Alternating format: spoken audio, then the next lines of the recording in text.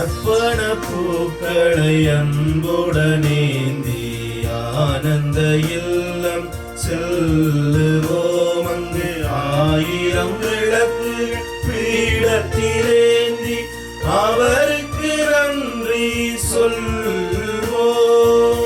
அர்ப்பண பூக்களை அன்புடனேந்தி ஆனந்த இல்லம் செல்வோம்.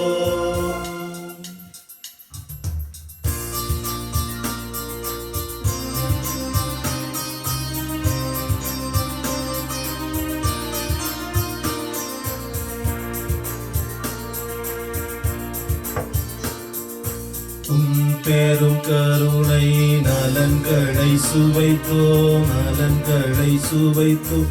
உன் திருநிழலில் அமைதியுணர்ந்தோம், அமைதியுணர்ந்தோம்.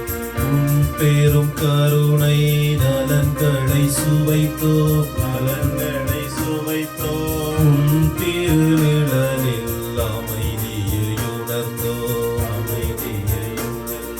தடைகளை கடக்க உனதருளடைந்தோம், உனதருளடைந்தோம். நிலையான அன்பிது நீதம் உன்னை தொடர்வோம், நிறைவான நன்றியில் உம்மையே புகழ்வோம்.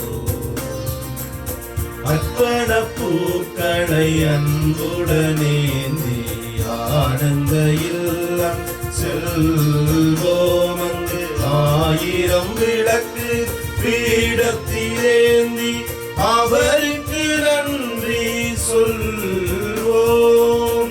அர்ப்பண பூக்களை அன்புடனேந்தி ஆனந்த இல்லம் செல்வோம். உம் மக்களிடையே உம்மை போற்றுவேன். ஆண்டவரே, உமது பெயரை என் சகோதரருக்கு அறிவிப்பேன். அல்லேலூயா. தந்தை, மகன், தூய ஆவியானவரின் பெயராலே ஆமென். நமது ஆண்டவராகிய இயேசு கிறிஸ்துவின் அருளும் கடவுளின் அன்பும் தூய ஆவியின் நட்புறவும் உங்கள் அனைவரோடும் இருப்பதாக, ஆன்மாவோடும் இருப்பதாக. கிறிஸ்துவிலே அன்புக்குரிய சகோதர சகோதரிகளே, தூய ஆவியானவர் வருகிற பொழுது அவர் நிறை உண்மையை நோக்கி உங்களை வழிநடத்துவார் என்று ஆண்டவர் கூறிய வார்த்தைகளை இன்றைய நற்செய்தியிலே நாங்கள் வாசிக்க கேட்க இருக்கின்றோம். பரிசுத்த ஆவியானவர் எங்களை உண்மையை நோக்கி வழி நடத்துகின்ற தூய ஆவியானவராக இருக்கின்றார்.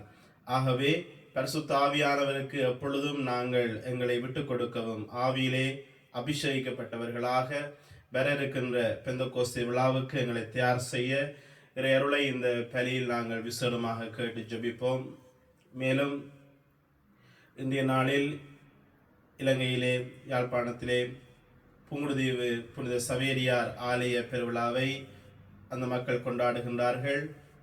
இந்த நாட்டிலே அந்த ஆலயத்தை சேர்ந்த மக்கள் தங்களுடைய புனிதருடைய பாதுகாவலருடைய திருநாளை நினைவு கூர்ந்து இந்த பலியை நன்றி பலியாக ஒப்புக் கொடுக்கும்படியாக கேட்டிருக்கின்றார்கள். ஆகவே புங்குடுதீவு புனித சவேரியார் ஆலயத்தை சேர்ந்த அனைத்து இறை மக்களுக்காகவும் நாங்கள் ஆண்டவருக்கு நன்றி கூறி, முக்கியமாக தமிழ் கத்தோலிக்க ஆன்மீக பணியகத்திலே அவர்கள் பலர் தங்களுடைய முழுமையான பங்களிப்பை தருகின்றார்கள். ஆகவே அவர்களை ஆண்டவர் நிறைவாக ஆசீர்வதிக்க வேண்டும் என்று சொல்லி இந்த நாளிலே நாங்கள் விசேடமாக மன்றாடுவோம். அத்தோடு நோயினாலே வைத்தியசாலைகளில் இருக்கிறவர்கள் தங்களுக்காக ஜெபிக்கும்படியாக கேட்டிருக்கின்றார்கள். முக்கியமாக மனோஜ் என்கின்ற ஒரு சகோதரன் இறைவனுடைய தொடுகைக்காக மன்றாடும்படியாக கேட்டிருக்கின்றார். ஆகவே இறைவனுடைய வல்லமையான கரம் அவர்களை தொட்டு அவர்களுக்கு விடுதலை கொடுக்கவும், விசேஷமாக இந்த கொரோனா நோயினாலே வைத்தியசாலைகளிலே அவதிப்படுகிறவர்களை ஆண்டவர் குணப்படுத்த வேண்டும் என்று சொல்லி நாங்கள் ஜெபிப்போம். அத்தோடு இன்றைய நாளில் 2 சகோதரிகள் தங்களுடைய பிறந்த நாளை நினைவு கூர்ந்து ஆண்டவருக்கு நன்றி கூறுகின்றார்கள். அவர்களோடு சேர்ந்து நாங்களும் ஆண்டவருக்கு நன்றி கூறுவோம். மேலும் இந்த உலகத்திலே வாழ்ந்து எங்களை விட்டு பிரிந்து இறைவனுடைய சன்னிதானத்துக்கு சென்றிருக்கின்ற லூகாஸ் வில்சன் குட்டி 1வது வருடத்திலே நாங்கள் இவருடைய ஆன்மாவை நினைவு கூறுகின்றோம். மோரிஸ் கிறிஸ்டி 45வது நாளில் நினைவு கூறப்படுகின்றார். ரோசலின் விஜயரட்னம் இன்னும் 7வது ஆண்டில் சிதம்பர பிள்ளை பரதராசா இவரை நாங்கள் நினைவு கூறுகின்றோம். மேலும் அந்தோணி பிள்ளை, லில்லி, திருச்செல்வம், சித்தம்மா, தம்பித்துறை, நிர்மலன், தோமஸ் இவர்களுடைய ஆன்ம இளைப்பாற்றிக்காக நாங்கள் ஜெபிக்க அழைக்கப்படுகின்றோம். இவர்களுக்கு நித்திய இளைப்பாற்றியையும் புன்னர்களுடைய தோழமையையும் கொடுக்கும்படியாகவும் நாங்கள் இந்த திருப்பலியில் இறைஞ்சுவோம். இந்த கல்வாரி பலியை நாங்கள் நினைவு கூர்ந்து ஒப்புக் கொடுக்க தகுதி பெறுகின்ற பொருட்டு எங்களுடைய குறை குற்றங்களுக்காக ஆண்டவரை பார்த்து நாங்கள் மன்னிப்பு கேட்போம்.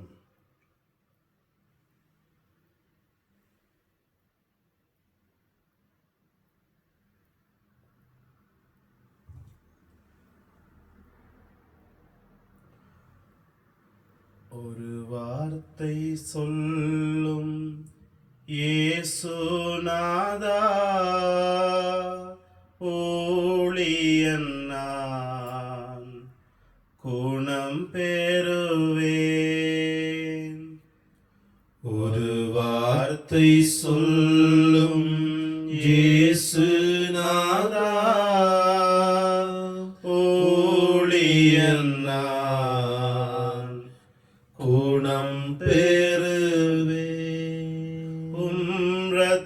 இரத்தத்தால் கழுவுமப்பா, என்னை கழுவுமப்பா.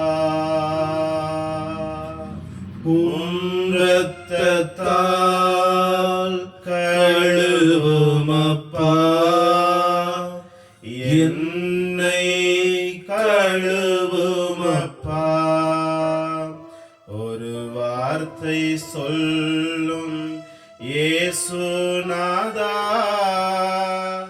ஊழியன் நான் குணம் பெறுவேன். எல்லாம் இறைவன் நம் மீது இரக்கம் வைத்து நம்முடைய குற்றங்களை மன்னித்து நம்மை நித்திய வாழ்வுக்கு அழைத்துச் செல்வாராக. ஆமென். உள்ளம் நொறுங்கி வருந்துவோரை குணமாக்க அனுப்ப பெற்ற ஆண்டவரே இரக்கமாயிரும். ஆண்டவரே இரக்கமாயிரு. ஆவிகளை தேடி மீட்க வந்த கிறிஸ்துவே இரக்கமாயிரும். கிறிஸ்துவே இரக்கமாயிரும். தந்தையின் வலப்பக்கத்தில் வீற்றிருந்து எங்களுக்காக பரிந்து பேசுகின்ற ஆண்டவரே இரக்கமாயிரும். ஆண்டவரே இரக்கமாயிரும். மன்றாடுவோமாக. ஆண்டவரே, எங்களுக்கு உதவி அருள உம்மை வேண்டுகிறோம். அதனால் உம்முடைய திருமகனுடைய உயிர்த்தெழுதல் மர நிகழ்வை பெருவிழாவாக கொண்டாடியது போல அவரது வருகையின் பொழுது புனிதர்கள் அனைவரோடு மகிழ்ந்திருக்க நாங்கள் தகுதி பெறுவோமாக. உம்மோடு தூய் ஆவியானவரின் ஒன்றைப்பில் இறைவனாய் என்றென்றும் வாழ்ந்து ஆட்சி செய்கின்ற எங்களுடைய ஆண்டவரும் உம்முடைய திருமகனுமாகிய கிறிஸ்து வழியாக உம்மை மன்றாடுகின்றோம். ஆமென்.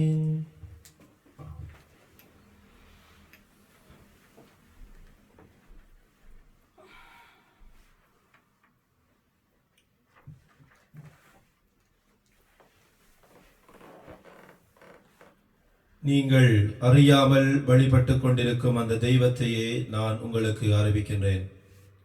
திருத்தூதர் பணிகள் நூலிலிருந்து வாசகம்.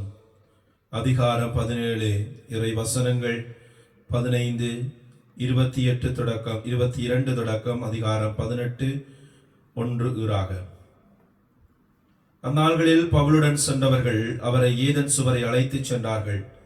சீலாவும் தீமோத்தேயுவும் இரவி வந்து சேர வேண்டும் என்னும் கட்டளையை பவுலிடமிருந்து பெற்றுக்கொண்டு அவர்கள் திரும்பிச் சென்றார்கள்.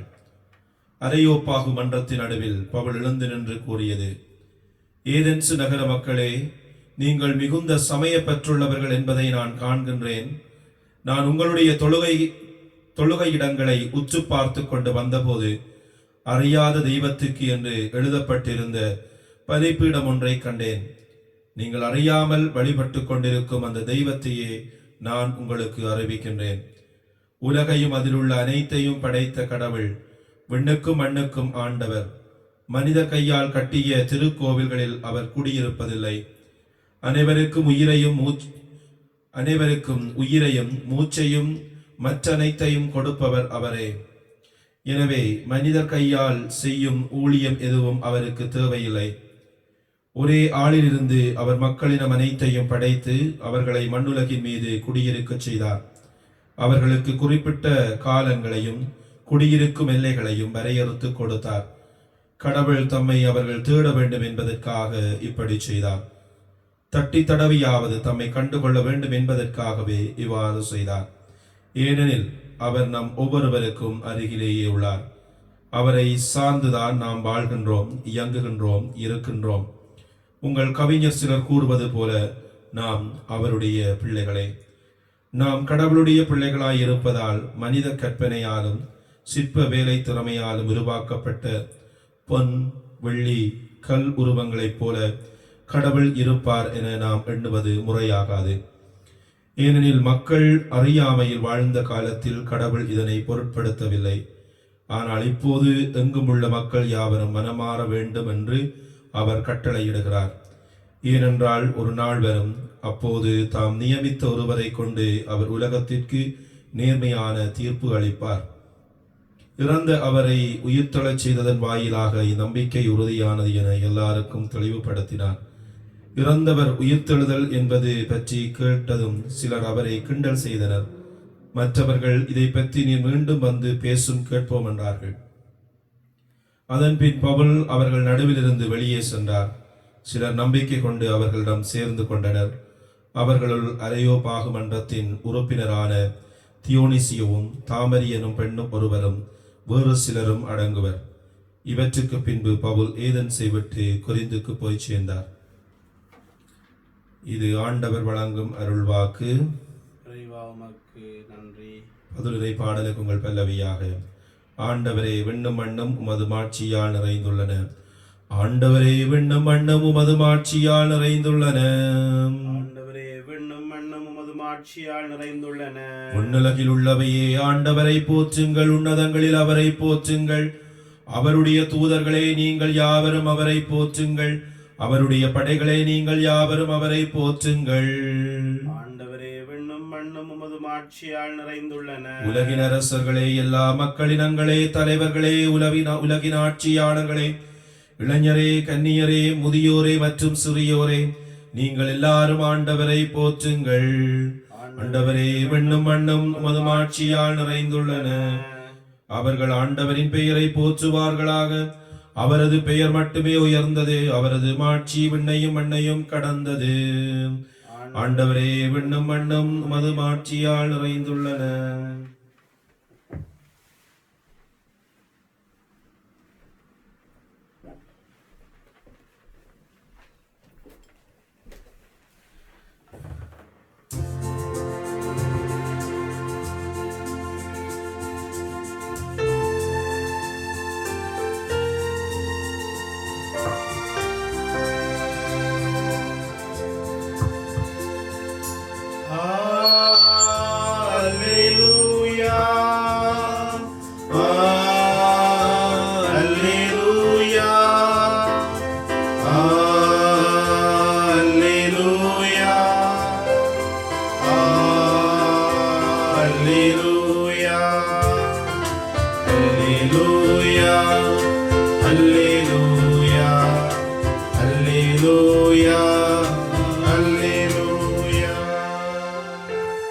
உங்களோடு என்றும் இருக்கும்படி மற்றொரு துணையாளரை உங்களுக்கு தருமாறு நான் தந்தையிடம் கேட்பேன். தந்தை அவரை உங்களுக்கு அருள்வார் என்கிறார் ஆண்டவர். அல்லேலூயா.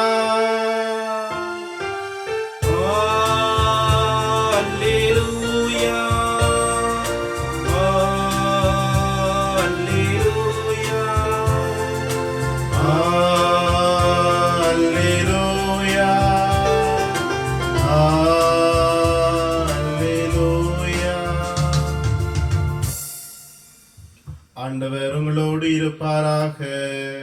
ஆன்மாவோடும் இருப்பாராக. புனித ஜோவான் எழுதிய நற்செய்தியிலிருந்து வாசகம். ஆண்டவரே மாட்சி உமக்கே. ஜோவான் எழுதிய நற்செய்தி அதிகாரம் 16 திருவசனங்கள் 12 தொடக்கம் 15 வரை. அக்காலத்தில் இயேசு தம் சீடரை நோக்கி கூறியது, நான் உங்களுக்கு சொல்ல வேண்டியவை இன்னும் பல உள்ளன, ஆனால் அவற்றை இப்போது உங்களால் தாங்க இயலாது. உண்மையை வெளிப்படுத்தும் தூய ஆவியானவர் வரும் பொழுது அவர் முழு உண்மையை நோக்கி உங்களை வழிநடத்துவார். அவர் தாமாக எதையும் பேச மாட்டார், தாம் கேட்பதையே பேசுவார். வரப்போகிறவற்றை உங்களுக்கு அறிவிப்பார். அவர் என்னிடமிருந்து கேட்டு உங்களுக்கு அறிவிப்பார். இவ்வாறு அவர் என்னையும் ஆட்சிப்படுத்துவார். தந்தையுடையவை யாவும் என்னுடையவையே, எனவேதான் அவர் என்னிடமிருந்து பெற்று உங்களுக்கு அறிவிப்பார் என்றேன். இது கிறிஸ்து வழங்கும் நற்செய்தி. கிறிஸ்துவே உமக்கு புகழ்.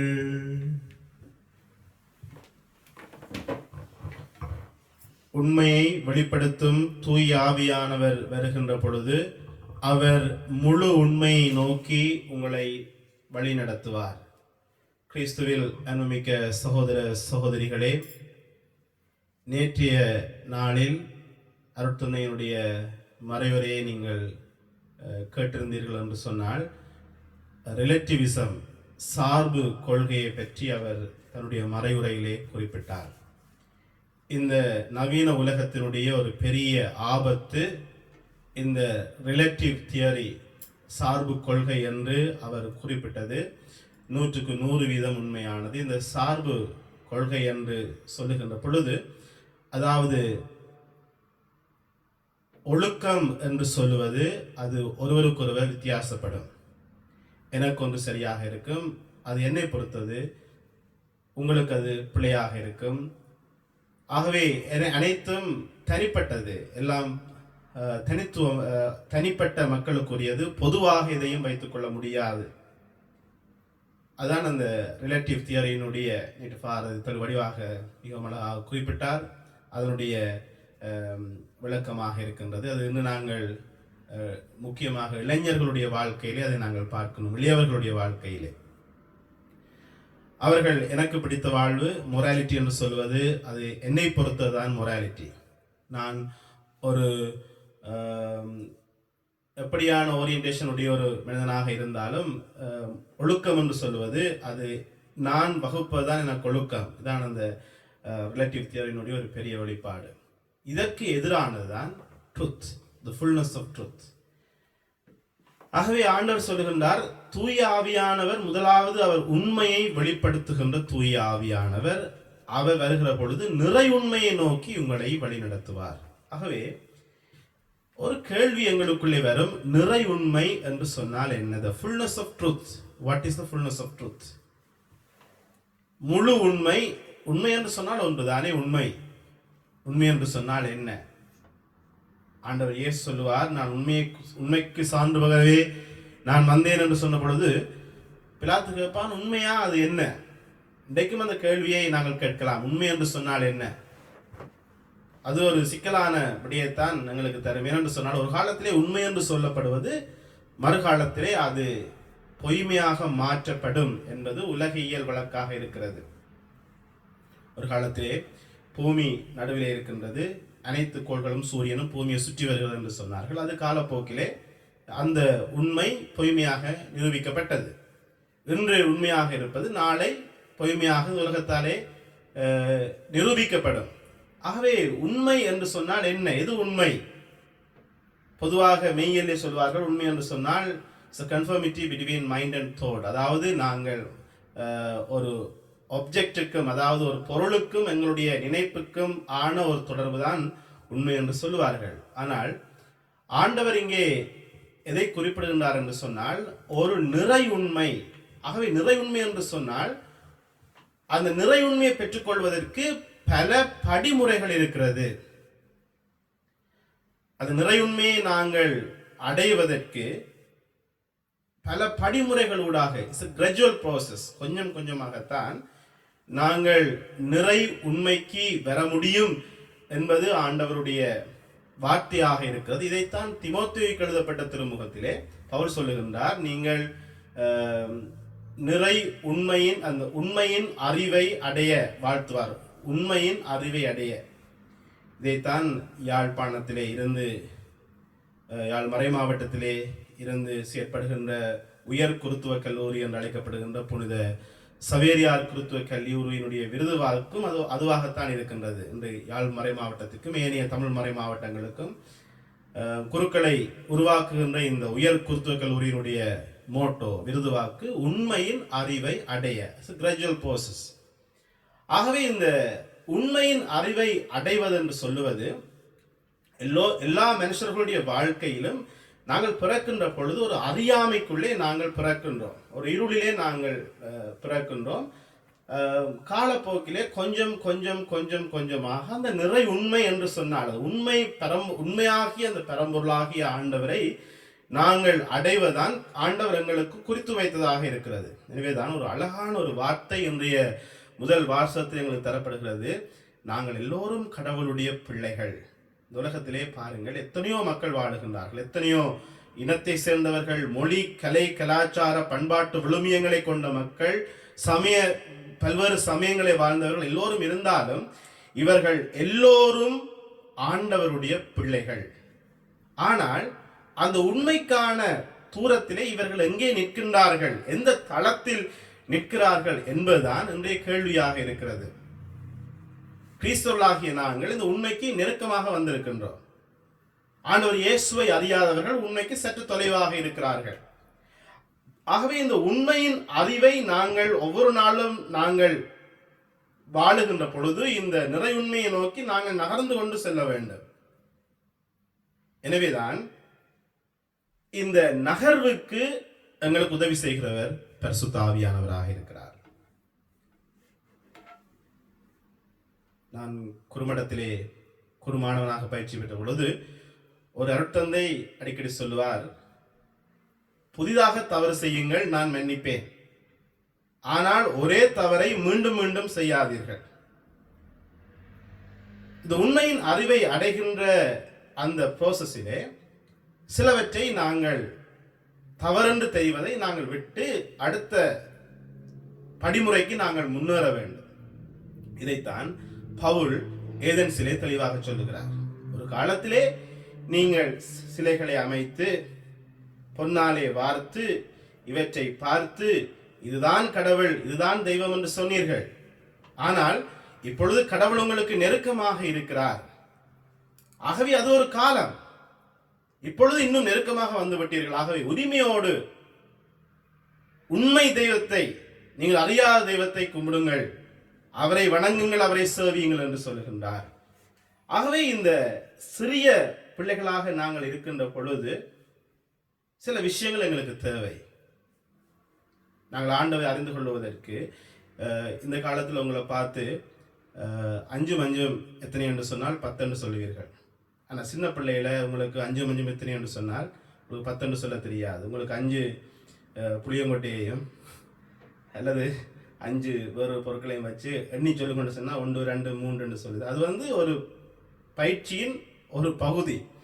ஆகவே இந்த உண்மையின் அறிவை அடைவதற்கு பல படிமுறைகள் இருக்கின்றது. அந்த படிமுறைகளை தாண்டி வந்ததற்கு பிறகு, இயேசுவை நெருக்கமாக வந்ததற்கு பிறகு திருப்பி நாங்கள் சீரோவுக்கு போகக்கூடாது. நாங்கள் சீரோவிலிருந்து ஹீரோவாக வர வேண்டியவர்கள், ஹீரோவிலிருந்து சீரோவாக போகக்கூடாது. பலருக்கு இந்த உலகத்திலே 80 60 50 வருஷங்கள் வாழ்ந்தாலும் ஒரு உயர்ச்சியும் உண்மையை நோக்கிய அந்த நெருக்கம் அவர்களுக்கு துப்புரவாக இருக்காது. ஒரே தளத்திலே தான் இருந்து குண்டுச்சட்டியில் குதிரையோட்டம் என்று சொல்வதை போல, அந்த சொல்வார்கள், ஒரு நல்ல ஒரு உதாரணம் உண்டு. இந்த செக்கு சுத்திர மாட்டை போல ஒரு தளத்திலே நின்றுதான் அவர்கள் இயங்கிக் கொண்டிருப்பார்கள். அதை தாண்டி அவர்களாலே வெளியிலே வர முடியாது. அதை தாண்டி வெளியிலே இந்த உண்மைக்கு நெருக்கமாக வர வேண்டும் என்று சொன்னால் பரிசுத்த ஆவியானவர் எங்களுக்கு நிச்சயமாக தேவை. இந்த பரிசுத்த ஆவியானவர் எங்களுக்குள்ளே இல்லை என்று சொன்னால் நாங்கள் உண்மைக்கு நெருக்கமாக வர முடியாமல் ஒரு தளத்திலே நின்று சுத்தி கொண்டே நாங்கள் இருப்போம். இந்த அறியாமைக்குள்ளே நாங்கள் வாழ்ந்து அந்த அறியாமைக்குள்ளே நாங்கள் மடிந்து போகின்ற ஒரு துர்ப்பாக்கிய நிலை எங்களுக்கு உருவாகும். ஆகவேதான் பரிசுத்த ஆவியானவர் எங்களை வழி நடத்துகின்றார். எங்களுடைய சிறிய பிள்ளைத்தனங்களை, சின்ன பிள்ளைத்தனங்களை விட்டு இன்னும் நாங்கள் ஒவ்வொரு நாளும் நாங்கள் இயேசுக்குள்ளே வளர்ந்து வளர்ந்து வளர்ந்து ஒரு கட்டத்திலே இனி வாழ்வது நான் அல்ல, கிறிஸ்துவே என்னில் வாழ்கிறார் என்கிற அந்த நிலைக்கு செல்வதற்கு அவர் எங்களுக்கு உதவி செய்கின்றார். ஆகவே இந்த நாளில் விசேடமாக நாங்கள் ஆண்டவரை பார்த்து மன்றாட வேண்டிய காரியம் என்னவென்று சொன்னால், பரிசுத்த ஆவியாலே எங்களை நிரப்பும், பரிசுத்த ஆவியாலே எங்களை வழிநடத்தும், உண்மையின் ஆவியாலே எங்களை அபிஷேகம் செய்யும் என்று சொன்னால், ஆண்டவரிடம் வருகிறவர்கள் உண்மையை கொண்டிருக்கின்றார்கள்.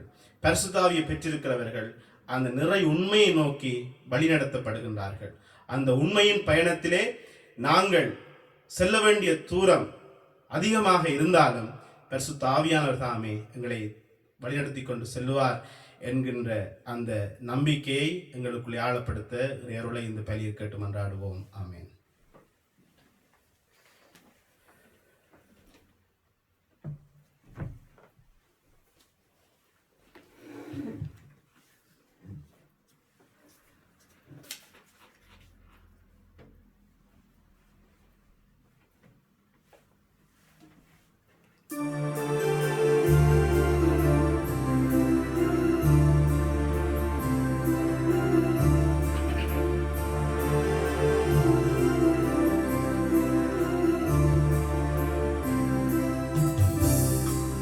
காணிக்கையாய் என்னை கொணர்ந்தே ஏற்பாய் தேவா, என்னை ஏற்பாய் தேவா. கள்ளமில்லா மனம் கொணர்ந்தே ஏற்பாய் தேவா, என்னை ஏற்பாய் தேவா. கரம் தீட்டி என்னை தாங்கி உனதாக்க வேண்டும், ஏற்றுக்கொண்டு என் வாழ்வு மாற்றம் தர வேண்டும்.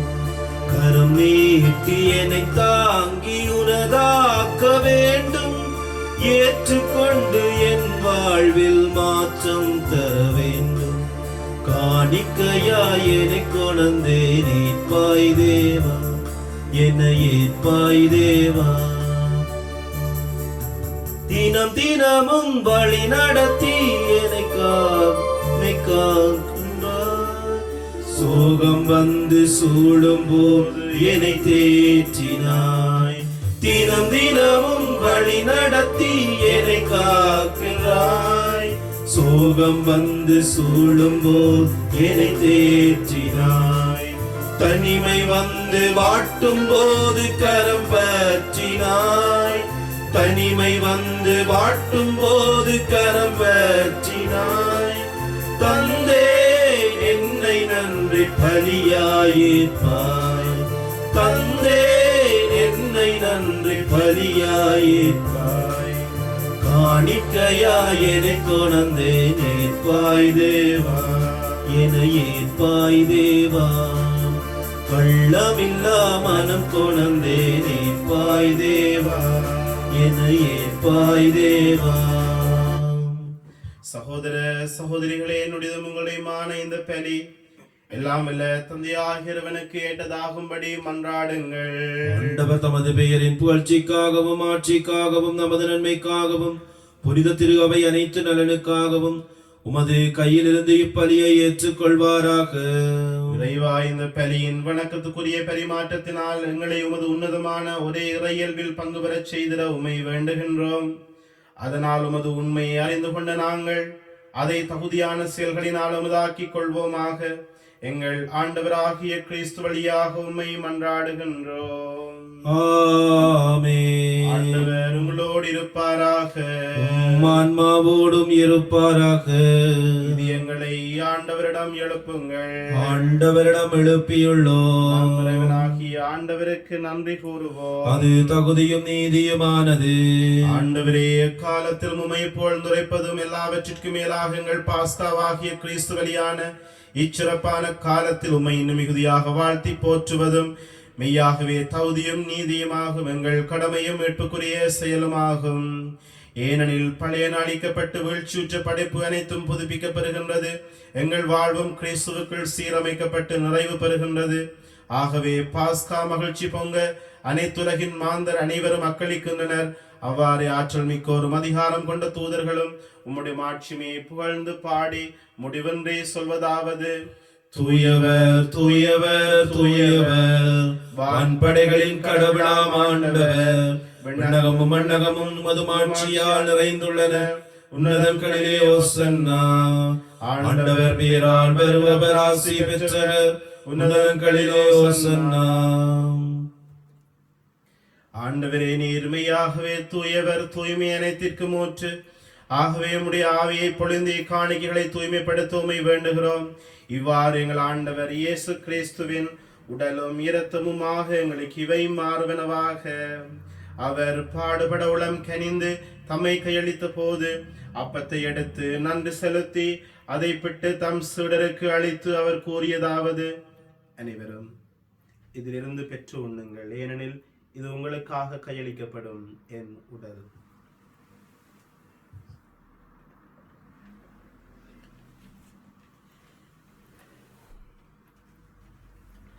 அப்பணமே இரவிருந்தி அருந்திய பின் கிண்ணத்தையும் எடுத்து மீண்டும் உமக்கு நன்றி கூறி தம் சிறர்களுக்கு அளித்தவர் கூறியதாவது: அனைவரும் இதிலிருந்து பெற்று பெருகுங்கள், ஏனெனில் இது புதிய நிலையான உடன்படிக்கைக்குரிய என் இரத்தத்தின் கிண்ணம். இது பாவ மன்னிப்புக்கென்று உங்களுக்காகவும் பலருக்காகவும் சிந்தப்படும். இதை நினைவாக செய்யுங்கள்.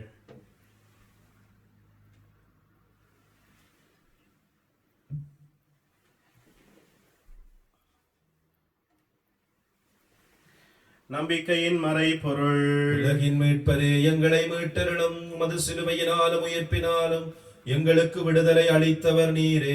ஆகவே ஆண்டவரே, நாங்கள் கிறிஸ்துவின் இறப்பினையும் உயிர்ப்பினை நினைவு கூர்ந்து வாழ்வருகிற அப்பத்தையும் மீட்பளிக்கும் கிண்ணத்தையும் உமக்கு ஒப்புக் கொடுக்கின்றோம். திருமுன்று ஊழியம் புரிய தகுந்தவர்கள் என்று தகுதியற்ற எங்களை ஏற்றுக்கொண்டீர். எனவே உமக்கு நன்றி கூறுகின்றோம். மேலும் கிறிஸ்துவின் உடலிலும் இரத்தத்திலும் பங்கு கொள்ளுகின்ற எங்களை தூய ஆவியார் ஒன்று சேர்க்க வேண்டும் என்று உம்மை தாழ்மையோடு மன்றாடுகின்றோம். ஆண்டவரே, உலகமெங்கும் பரவி இருக்கின்ற உம்முடைய திரு அவையை நினைவு கூர்ந்தருளும். எங்கள் திருத்தந்தை பிரான்சிஸ், எங்கள் ஆயர் ஜோன், எல்லா திருநிலையினராகிய அனைவரோடும் உம்முடைய திரு அவை அன்பில் நிறைவு பெறச் செய்தருளும். நீர் இவ்வுலகிலிருந்து உம்மிடம் அழைத்து கொண்ட லூகாஸ், வில்சன் குட்டி, மோரிஸ் கிறிஸ்டி, ரோசலின், விஜயரட்னம், சிதம்பர பிள்ளை, பரதராசா, அந்தோனி பிள்ளை, லில்லி, திருச்செல்வம், சித்தம்மா, தம்பித்துறை, நிர்மலன், தோமஸ் என்னும் அடியவர்களை நினைவு கூர்ந்தருளும். திருமகனோடு அவருடைய இறப்பில் இணைக்கப்பட்டிருந்த இவர்கள் உயிர்ப்பிலும் அவரை போல இருக்கச் செய்தருளும். மேலும் உயிர்த்தெழும் எதிர்நோக்கோடு துயில் கொள்ளுகின்ற எங்கள் சகோதர சகோதரிகளையும், பலிந்து காணாமலாக்கப்பட்டு கொலை செய்யப்பட்டவர்களையும், இறந்தோர் அனைவரையும் இரக்கத்தோடு நினைவு கூர்ந்து உம்முடைய திருமுகொடியில் ஏற்றருளும். எங்கள் அனைவர் மீதும் இரக்கமாயிரும். கடவுளின் கன்னித்தாயான புனித மரியா, அவள் கணவராகிய புனித சூசியப்பர், புனித திருத்தூதர்கள், புனித சவேரியார், இவ்வுலகிலும் ஒக்குவந்தவராயிருந்தோர் ஆகிய புனிதர் அனைவருடனும் நாங்கள் நிலை வாழ்வில் பங்கு கொள்ளும் தகுதி பெற்று திருமகன் இயேசு கிறிஸ்து வழியாக உம்மை புகழ்ந்தேத்தும் பெறமெரள உம்மை மன்றாடுகின்றோம்.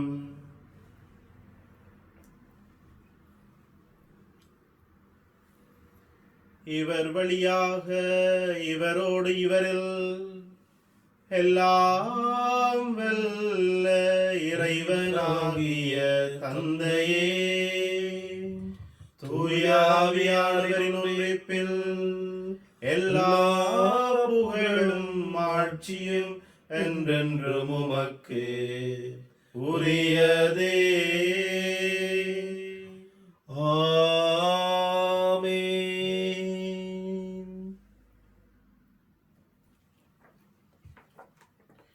பரிசுத்த ஆவியானவர் நிறை உண்மையை நோக்கி எங்களை வழி நடத்துகின்றவராக இருக்கின்றார். ஆகவே பெந்தெகோஸ்தே விழாவை அண்மித்திருக்கின்ற நாங்கள் எங்களுக்கு அருளப்பட்ட பரிசுத்த ஆவியினுடைய அபிஷேகத்தை நாங்கள் காத்து கொள்ளவும், ஒவ்வொரு நாளும் ஆவியாராலே நிரப்பப்பட்டு பொய்மையிலிருந்து நாங்கள் விடுவிக்கப்பட்டு அந்தகார இருளிலிருந்து எங்களை மீட்டு ஆச்சரியமான ஒளிக்கு கொண்டு வந்த ஆண்டவரில் நம்பிக்கை வைத்து பரிசுத்தாவின் அபிஷேகத்தை பெற்றுக்கொள்ள விண்ணக தந்தையை பார்த்து இயேசு ஆண்டவர் எங்களுக்கு கற்பித்ததை போல நாங்கள் கரங்களை விரித்து மன்றாடுவோம். விண்ணுலகில் இருக்கிற எங்கள் தந்தையே, உமது பெயர் தூயதென போற்றப் பெறுக. உமது ஆட்சி வருக. உமது திருவிழம் விண்ணுலகில் நிறைவேறுவது போல மண்ணுலகிலும் நிறைவேறுக. எங்கள் அன்றாட உணவை இன்று எங்களுக்கு தாரும். எங்களுக்கு எதிராக குற்றம் செய்வோரை நாங்கள் மன்னிப்பது போல எங்கள் குற்றங்களை மன்னியும். எங்களை சோதனைக்குட்படுத்தாதேயும், தீமையிலிருந்து எங்களை விடுவித்தருளும். ஆண்டவரே, தீமையினத்திலிருந்து எங்களை விடுவித்து எங்கள் வாழ்நாளில் அமைதியை கனிவோடு அருளவுமே மன்றாடுகிறோம். உம்முடைய இரக்கத்துதவியால் நாங்கள் பாவத்திலிருந்து எப்போதும் விடுதலை பெற்று யாதொரு கலக்கமின்றி நலமாயிருப்போமாக. நாங்கள் நம்பியிருக்கின்ற பேரின்பத்துக்காகவும் எங்கள் மீட்பராகிய இயேசு கிறிஸ்துவின் வருகைக்காகவும் காத்திருக்கின்றோம். ஏனெனில் ஆட்சியும் வல்லமையும் ஆட்சியும் என்றென்றும் உமதே. ஆண்டவரே இயேசு கிறிஸ்துவே, அமைதியை உங்களுக்கு விட்டுச் செல்கின்றேன், என் அமைதியை உங்களுக்கு அளிக்கிறேன் என்று உம்முடைய திருத்துவர்களுக்கு மொழிந்தீரே. எங்களுடைய பாவங்களை பாராமல் உமது திரு அவை நம்பிக்கையை கண்ணோக்கி உம்முடைய திருவுளத்திற்கேற்ப அதற்கு அமைதியையும் ஒற்றுமையும் அளித்தருள்வீராக. என்றென்றும் வாழ்ந்து ஆட்சி செய்கின்றவர் நீரே. ஆமென். ஆண்டவருடைய அமைதி உங்களோடு என்றும் இருப்பதாக. ஆன்மாவோடும் இருப்பதாக. ஒருவர் மற்றவருக்கு ஆண்டுடைய அமைதி அறிவித்துக் கொள்வோம். உங்களுக்கு அமைதி உண்டாகும். உலகின் பாவங்களை போக்கும் இறைவனின் செம்மறியே, எங்கள் மேல் இரக்கமாயிரும். உலகின் பாவங்களை போக்கும் இறைவனின் செம்மறியே, எங்கள் மேல் இரக்கமாயிரும். உலகின் பாவங்களை போக்கும் இறைவனின் செம்மறியே, எங்களுக்கு அமைதியை அளித்தருளும்.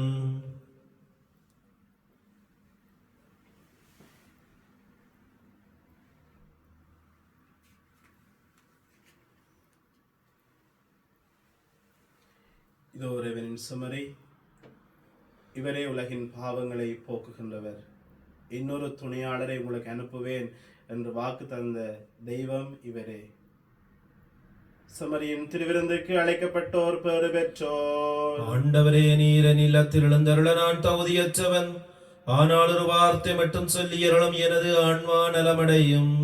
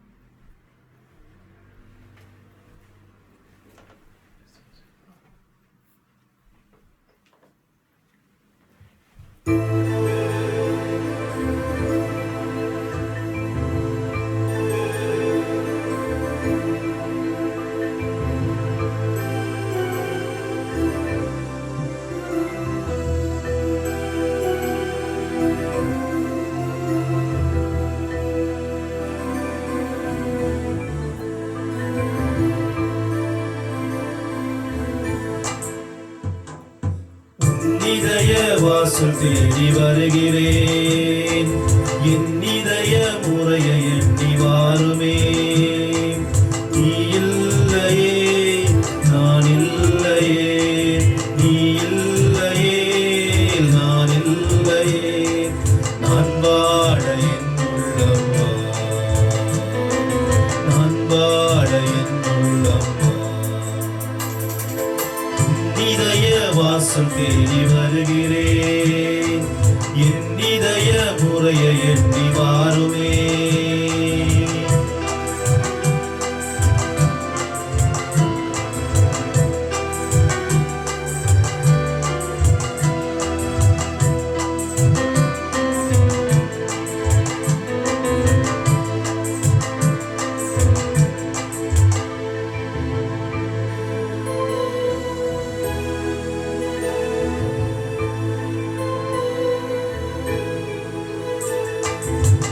பாட மறுக்கலாம், மயிலாட மறுக்கலாம், நயமுடனே நண்பரும் என்னை விட்டு பிரியலாம். உயிர் பாட மறுக்கலாம், மயிலாட மறுக்கலாம், நயமுடனே நண்பரும் என்னை விட்டு பிரியலாம். உன் நன்பு எந்தன் மாறாதையா, உன் நினைவில் நான் என்று வாழ்வேன் ஐயா. வாசல் தேடி வருகிறேன், என் இதய முறையை எண்ணி வாருமே. நீ இல்லையே, நான் இல்லையே, நீ இல்லையே, நான் இல்லையே. நான் வாழ என் உள்ளம் வா, நான் வாழ என் உள்ளம்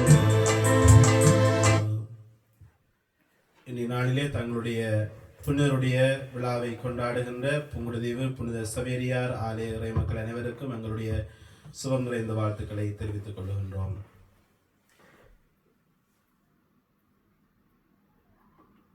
இறைவன் செய்த அனைத்து நன்மைத்தனங்களுக்காக நாங்கள் நன்றி கூறுவோம். முக்கியமாக இந்த துன்பமான வேதனையான இந்த காலத்திலும் இறைவன் எங்களை பாதுகாத்திருக்கின்றார், எங்களை குணமாக்கி இருக்கின்றார், எங்களை பலப்படுத்தி இருக்கின்றார். எனவே அவர் செய்த சகல நன்மைத்தனங்களையும் நினைவு கூர்ந்து நாங்கள் ஆண்டவருக்கு நன்றி செலுத்துவோம். நான் உங்களை உலகிலிருந்து தேர்ந்து விட்டேன், நீங்கள் சென்று கனி தரவும், நீங்கள் தரும் கனி நிலைத்திருக்கவும் உங்களை ஏற்படுத்தினேன் என்கிறார் ஆண்டவர். அல்லேலூயா. நன்றி கூறி மன்றாடுவோம். ஆண்டவரே, விண்ணக மர நிகழ்வுகளினால் நீ நிறைவு செய்த மக்களுடன் கனிவாய் தங்கியிருக்க உம்மை வேண்டுகின்றோம். பழைய நிலையிலிருந்து வாழ்வின் புதிய நிலைக்கு நாங்கள் கடந்து செல்ல செய்வீராக. எங்கள் ஆண்டவராகிய கிறிஸ்து வழியாக உம்மை மன்றாடுகின்றோம். ஆமென். ஆண்டவர் உங்களோடு இருப்பாராக, ஆன்மாவோடும் இருப்பாராக. எல்லாம் வல்ல இறைவன் தந்தை, மகன், தூய ஆவியானவர் உங்கள் அனைவரையும் ஆசீர்வதிப்பாராக. ஆமென். கிறிஸ்துவின் அன்பில் நிலைத்திருந்து உண்மையின் அறிவை நோக்கி வழிநடத்தப்பட கிறிஸ்துவில் வாழுங்கள். இறைவனுக்கு நன்றி.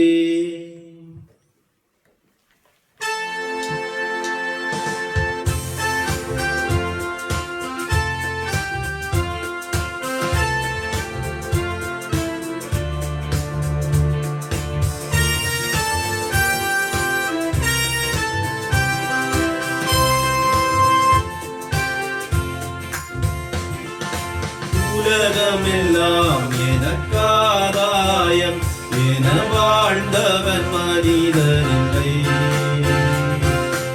ஆன்மாவே எனக்காதாயம் என வாழ்ந்தால் கவலை இல்லை. உலகமெல்லாம் எனக்காதாயம் என வாழ்ந்தவன் மனிதனில்லை.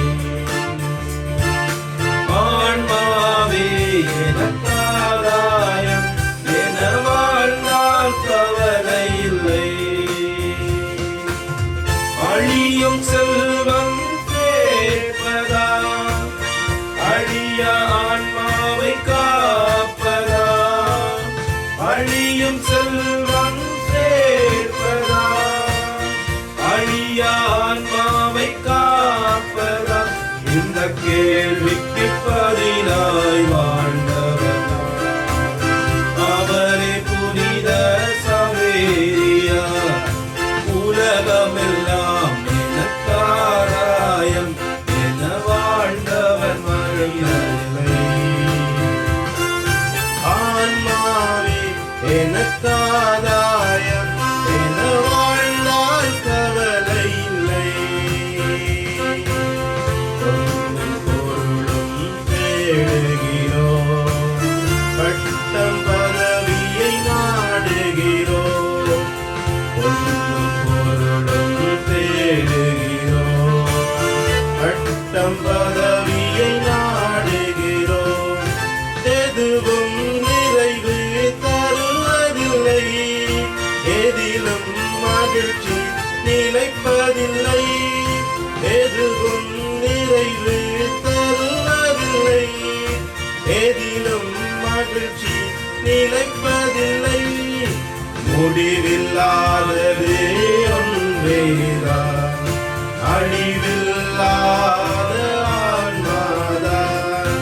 முடிவில்லாதது ஒன்றேதான், அழிவில்லாத ஆன்மாதான். உலகமெல்லாம் எனக்காதாயம் என வாழ்ந்தவர் மடி